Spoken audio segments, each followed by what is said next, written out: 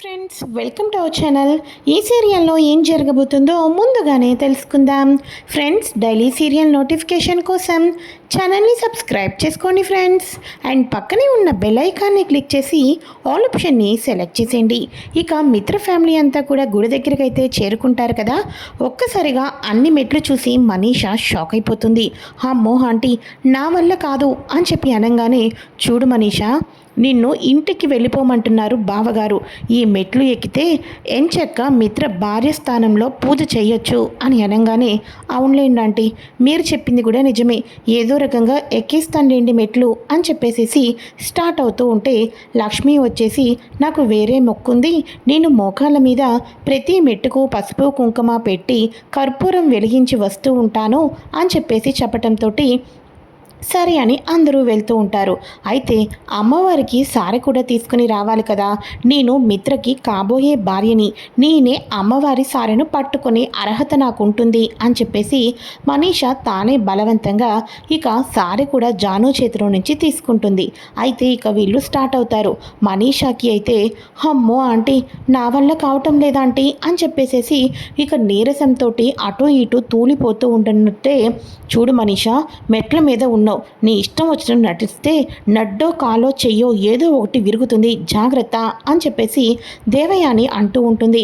ఏంటంటే అలా అపశకునాలు మాట్లాడుతున్నారు మీరు అని చెప్పేసి మాట్లాడుకుంటూ ఉంటారు. అయితే ఇక ఇదిలా ఉండగా లక్ష్మి వచ్చేసేసి మోకాలతో ఎక్కినప్పటికీ మనీషా మాత్రం అక్కడే ఉండిపోతుంది. ఇక అప్పుడు దేవయాని అయితే, కుందేలు తాబేలు కథలాగా అనిపిస్తుంది అని చెప్పేసి అనుకుంటూ ఉంటారు. ఇక చివరి మెట్టుకి మొత్తానికి పూజ అంతా అయిపోయిన తర్వాత నమస్కరించి లక్ష్మి బయలుదేరదాం అనుకునే లోపల మనీషా అడుగు వేసి చేతిలో ఉన్న ఆ అమ్మవారికి సమర్పించిన సారెను అయితే వదిలేస్తుంది. ఒక్కసారిగా ఆ సారె ఎక్కడ నేలపాలైపోతుందేమోనని మిత్ర సైతం టెన్షన్ పడిపోతూ ఉండగా లక్ష్మి తన కొంగు చాపు మరీ ఇక వాటిని అయితే నేలపాలు కాకుండా పట్టుకుంటుంది. హమ్మయ్య అని అరవింద వాళ్ళందరూ సైతం కూడా ఊపిరి పీల్చుకుంటారు. ఏ చీర కొంగుతో అయితే నీ భర్తను నీ కొడుకుని కాపాడుకున్నావో అదే చీర కొంగుతో నీకు అమ్మవారు ఆశీర్వాదం ఇచ్చింది లక్ష్మి, పదండి వెళ్ళి పూజలో కూర్చుందాం అని చెప్పేసి అందరూ వెళ్ళి పూజలో కూర్చోవాలి అని రెడీ అవుతూ ఉంటారు. ఇక దీక్షితులు గారు అయితే, మిత్ర ఇటు రా బాబు, వచ్చి లక్ష్మి పక్కన కూర్చో అని అనగానే, నేను నా లక్కీ పక్కన కూర్చుంటాను తప్ప లక్ష్మి పక్కన కూర్చొని పూజ చేయను అని అనగానే మనీషా అంటూ ఉంటుంది, నేను కూర్చుంటాను అని చెప్పి అనగానే, తాలిబొట్టు కట్టిన లక్ష్మీనే కూర్చోకపోతే ఇంకా మెడలో తాలిబడని మనీషాకి ఏం అర్హత ఉంటుంది కూర్చోటానికి అని చెప్పేసి జయదేవ్ కూడా అంటూ ఉంటారు. అయితే ఇక వెంటనే లక్ష్మి అంటుంది, దేవుడా, ఎవరైతే ఏమీ పూజలో కూర్చోటానికి నా బిడ్డలు నా భర్త ఆనందంగా ఉండాలి, అంతకు మించి నాకు ఇంకేమీ అక్కర్లేదు, వాళ్ళకు రాబోయే గండాలన్నీ తొలగిపోవాలి, వాళ్ళు ఆనందంగా సంతోషంగా ఉండాలి. మనీషా, మిత్రగారి పక్కన నేను ఏమీ కూర్చోను, నువ్వే పూజలో కూర్చో అని చెప్పేసి లక్ష్మి చెప్పంగానే, ఏంటి లక్ష్మి ముష్టేస్తున్నావా, నేను జీవితాంతం నువ్వు ముష్టేసావు కాబట్టి మిత్ర పక్కన పూజలో కూర్చొని ఒక అర్హత వచ్చింది అని నేను ఎప్పుడు నీ కళ్ళ ముందు నేను ఎప్పుడు తక్కువగానే ఉండాలా అని అనగానే, అదేంటి మనీషా అలా అంటే ఇలా మాట్లాడుతున్నావు, ఏం మాట్లాడినా తప్పుగానే అనిపోతుంది నీకు అని అనగానే, ఏమీ కాదు, నాకు కూడా దైవంతో ఎంతో కొంత అనుభవం ముడిపడి ఉంది, దైవ సహాయం నాకు అందుతుంది, ఏదో సారి పట్టుకున్నంత మాత్రాన లక్ష్మికి అంతా దేవుడు మంచి చేస్తాడు, మిత్ర భార్య అన్నట్టుగా మాట్లాడేస్తున్నారు. చూడండి, అక్కడ ఒక పుట్ట కనిపిస్తుంది కదా, నేను పాలు పెడతాను, లక్ష్మి కూడా పాలు పెడుతుంది, కానీ ఆ పాము ఎవరి పాలు తాగుతుంటే వాళ్ళకి దేవుడి అనుగ్రహం, మిత్ర పక్కన భారీగా కూర్చొని యొక్క అధికారం ఉంది అని చెప్పేసి నిరూపించుకుందాం అని చెప్పేసి మనీషా అనగానే, ఇక దానికి మిత్ర ఒప్పుకున్నట్టేనా, ఒకవేళ నాగుపాము నీ పాలు తాగకపోతే మిత్ర లక్ష్మి పక్కన వచ్చి పూజలో కూర్చుంటాడా అని చెప్పి అనగానే, అఫ్కోర్స్ కూర్చుంటాడు, ఏం మిత్ర అని అనగానే, అవునుమా, మనీషా మాటకి నేను కూడా కట్టుబడి ఉన్నాను అని మిత్ర చెప్పంగానే, సరే ఇంకెందుకు ఆలస్యం, పదండి అందరం కూడా ఆ పుట్ట దగ్గరికే వెళ్దాం అని చెప్పేసి అంతా పుట్ట దగ్గరికే వెళ్తారా. పుట్ట దగ్గరికి వెళ్ళిన తర్వాత మనీష, అమ్మ నాగరాజు నువ్వే నా పాలు తాగాలి, అసలు లక్ష్మీ పాలు ముట్టుకోకూడదు అని చెప్పేసేసి దేవుడికి నమస్కరించుకుంటుంది. నువ్వు ఎవరి పాలైనా తాగమ్మా, నా కొడుకుకి నా భర్తకి వచ్చే గండాలు తొలగించమ్మా అని చెప్పేసి లక్ష్మి మొక్కుకుంటుంది. నాగరాజు కూడా పుట్టలో నుంచి బయటకు వచ్చేస్తాడు. ఇక అందరూ షాకింగ్గా చూస్తూ ఉంటారు. మనీష తీసుకువచ్చింది తాగుతుందా లేకపోతే లక్ష్మి తెచ్చింది తాగుతుందా అని చెప్పేసేసి. అయితే అప్పుడు మనీష అనుకుంటుంది, నేనే గ్రేట్, మిత్ర భార్యగా నేనే ముందుకి జీవితంలో కొనసాగబోతున్నాను. ఎందుకంటే ఫస్ట్ నుంచి చూస్తున్నాను ఈ పుట్టలో పాము ఎన్ని పుట్టలున్నా పైన పుట్టలో నుంచి మాత్రమే వస్తుంది. అంతేకాదు ఇద్దరు రైట్ సైడ్ పెట్టిన వాళ్ళది మాత్రమే తాగింది.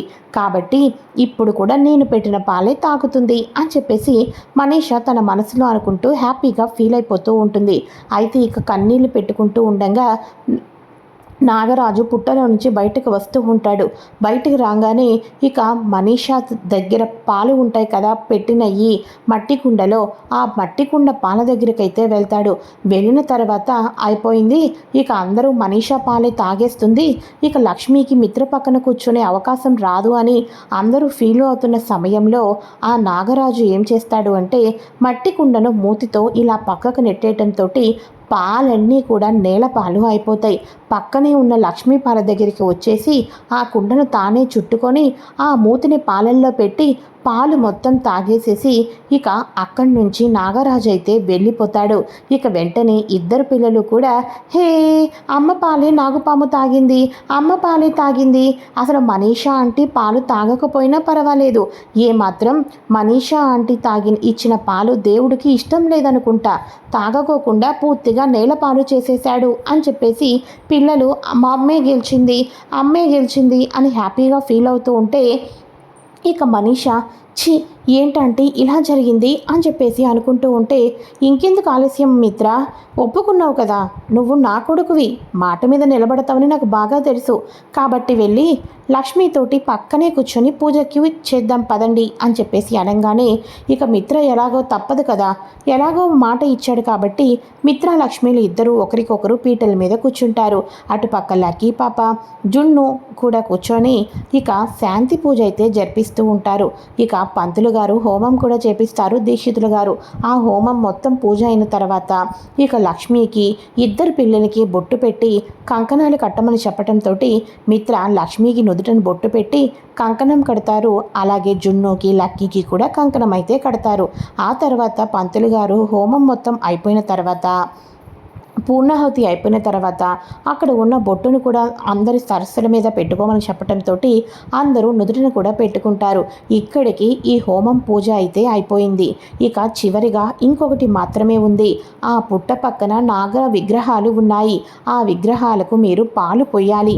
ఇలా పాలు పోసేసి ఇక మీరు పూర్తిగా అమ్మవారికి నమస్కరించుకున్న తర్వాత అక్కడ కోనేరు ఉంది కదా, కోనేరులో 3 మునగలు స్నానం చేసి కోనేరు మొత్తం అయిపోయిన తర్వాత శివుడికి అభిషేకం చేసుకుంటే ఇక ఆ అమ్మవారు గండాల నుంచి గట్టెక్కించే అవకాశాలే ఎక్కువగా ఉన్నాయి అని దీక్షితులు గారు చెప్పంగానే సరే అని చెప్పేసేసి ఇక మొత్తానికి కూడా అక్కడ నాగప్రతిమలకు పాలు పోసి ఇక మొత్తానికి అక్కడ కూడా పూజ అయిపోతుంది.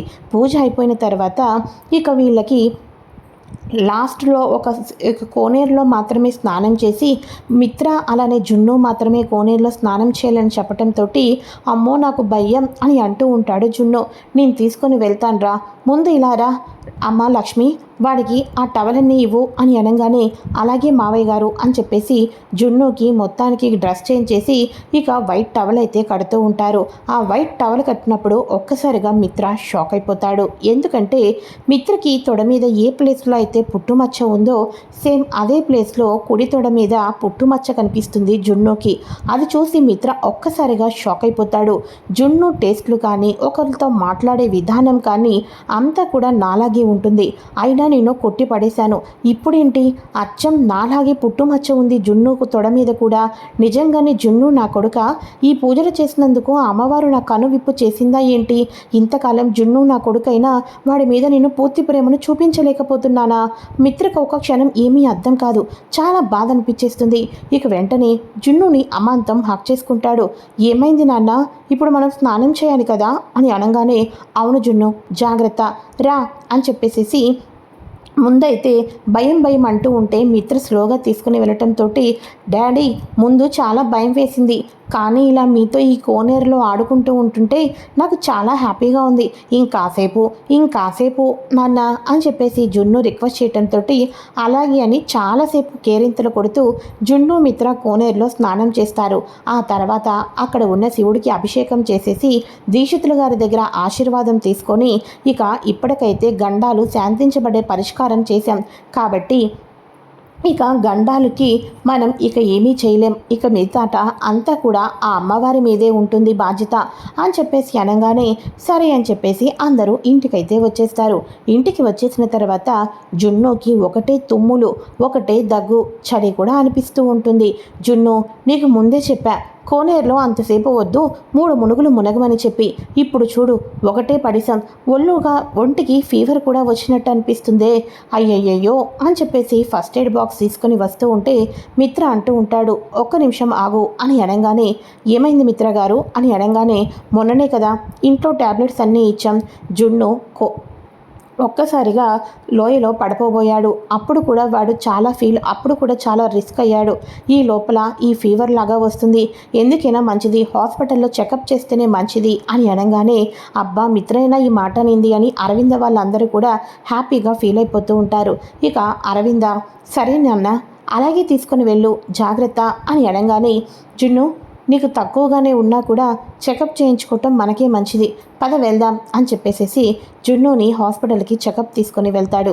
చెకప్కి తీసుకొని వెళ్ళిన తర్వాత అక్కడ ఒక్కసారిగా డాక్టర్ మీరు ఇప్పుడు ఈ రిపోర్ట్స్ దగ్గు జలుబు గురించి డిస్కషన్ చేస్తున్నారు, నాకు మరో రిపోర్ట్ కూడా కావాల్సి ఉంది అని అనగానే, ఏంటి మిస్టర్ మిత్ర అది అని చెప్పి అనగానే, డిఎన్ఏ టెస్ట్ రిపోర్ట్ అని చెప్పి అనగానే, డిఎన్ఏ టెస్ట్ రిపోర్టా అని చెప్పి అనగానే, అవును నా బ్లడ్ శాంపిల్స్ తీసుకోండి, అక్కడ ఉన్న జున్ను బ్లడ్ శాంపిల్స్ కూడా తీసుకోండి అని అనగానే, జున్నువి ఆల్రెడీ కలెక్ట్ చేసుకున్నాం, సో మీవి మాత్రమే ఇప్పుడు తీసుకోవాలి అని చెప్పేసేసి మిత్రవి కూడా తీసుకుంటారు. ఇక జున్ను తగ్గిపోతుంది, ఏమీ కాదు అని చెప్పేసేసి ఇక వెళ్ళిపోదామా నాన్న, చిన్న జలుబే కదా తగ్గిపోతుందిలే నాన్న అని అనగానే, ఒక్క నిమిషం ఆగు జున్ను, రిపోర్ట్స్ వచ్చిన తర్వాత వెళ్ళిపోదాం అని అనగానే, ఏం రిపోర్ట్స్ నాన్న అవి అని అంటూ ఉంటే, అదే నీకు జ్వరం వచ్చింది కదా అందుకోసం బ్లడ్ టెస్ట్ చేయించాం ఆ రిపోర్ట్స్ అని చెప్పేసి మిత్ర అంటూ ఉంటే, సార్ బాబుకి ఎటువంటి ఫీవర్ కూడా ఏమీ లేదు, జస్ట్ నార్మల్గా బాడీ షేక్ అయింది కదా, కొంచెం భయపడ్డారు కదా అందుకనే ఫీవర్ వచ్చింది, అంతా నార్మల్గానే ఉంది అని చెప్పేసి అంటారు. సరే అయితే ఇంకా డిఎన్ఏ రిపోర్ట్ కోసం వెయిట్ చేస్తూ ఉన్న మిత్రకి ఇక ఆ రిపోర్ట్ కూడా వస్తుంది. ఆ రిపోర్ట్ ఓపెన్ చేసి చూస్తాడు. ఓపెన్ చేసి చూడంగానే పాజిటివ్ అయితే వస్తుంది. తన కొడుకే జున్ను అని తెలియటంతో ఒక్కసారిగా మిత్రకి కళ్ళమట కన్నీళ్లు వచ్చేస్తాయి. ఇంతకాలం నా కొడుకుని నేను దూరంగా పెట్టాను, నా కొడుకుకి కన్న ప్రేమను నేను అందించలేకపోయానా, లక్ష్మి తప్పు చేయదు, నాకు తెలుసు ఆ విషయం, లక్ష్మి ఎటువంటిదో నాకు బాగా తెలుసు అని చెప్పేసి లక్ష్మితో గడిపిన స్వీట్ మెమొరీస్ అన్నిటినీ గుర్తు తెచ్చుకొని ఆ ప్రేమకు చిహ్నమే జున్ను అని చెప్పేసి ఇక జున్నుని ఎంతో సంతోషంతో ఇంటికైతే తీసుకుని వెళ్తాడు.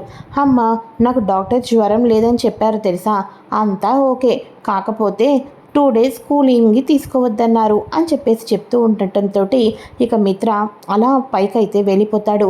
హాస్పిటల్కి తీసుకుని వెళ్ళిన విషయం తెలుసుకున్న మనీషా, వాట్ మిత్ర నువ్వేం చేస్తున్నావో నీకైనా కొంచెమైనా అర్థమవుతుందా, వాడేమైనా నీ సొంత కొడుకు అనుకుంటున్నావా, వాడిని తుమ్మితే దగ్గితే హాస్పిటల్కి తీసుకుని వెళ్ళటానికి తండ్రి ఎవడో తెలీదు, లక్ష్మి ఎవడో అనాథని ముక్కు మొహం తెలియని ఒక వ్యక్తిని తీసుకొని వచ్చి నిన్ను తండ్రిని చేయాలి అనుకుంటుంది అని చెప్పేసేసి మనీషా ఇంకా మిత్రను రెచ్చగొట్టేటట్టు మాట్లాడుతూ ఉంటే, షాప్ ఇట్ మనీషా అని చెప్పేసి గట్టిగా మిత్ర అయితే అరుస్తాడు. మనీషా ఎప్పుడూ లేనిది మిత్ర స్టాప్ ఇట్ మనీషా అని ఇంత గట్టిగా అరవటంతో ఉడిక్కి పడుతుంది. ఏమైంది మిత్ర అని చెప్పేసి అనగానే, వాడు పసివాడు, వాడి గురించి ఇంకొక మాట తప్పుగా మాట్లాడద్దు, ముందు ఇక్కడి నుంచి వెళ్ళిపో అని మనీషాని అయితే గెంటేస్తాడు మిత్ర. ఇది ఫ్రెండ్స్ లేటెస్ట్ ఎపిసోడ్. మరి నెక్స్ట్ ఎపిసోడ్లో ఏం జరగబోతుందో ముందుగా తెలుసుకోవాలి అనుకుంటే ఛానల్ని సబ్స్క్రైబ్ చేసుకొని పక్కనే ఉన్న బెల్ ఐకాన్ని క్లిక్ చేసి ఆల్ ఆప్షన్ని సెలెక్ట్ చేసేయండి. Thanks for watching friends. Bye friends, welcome to our channel.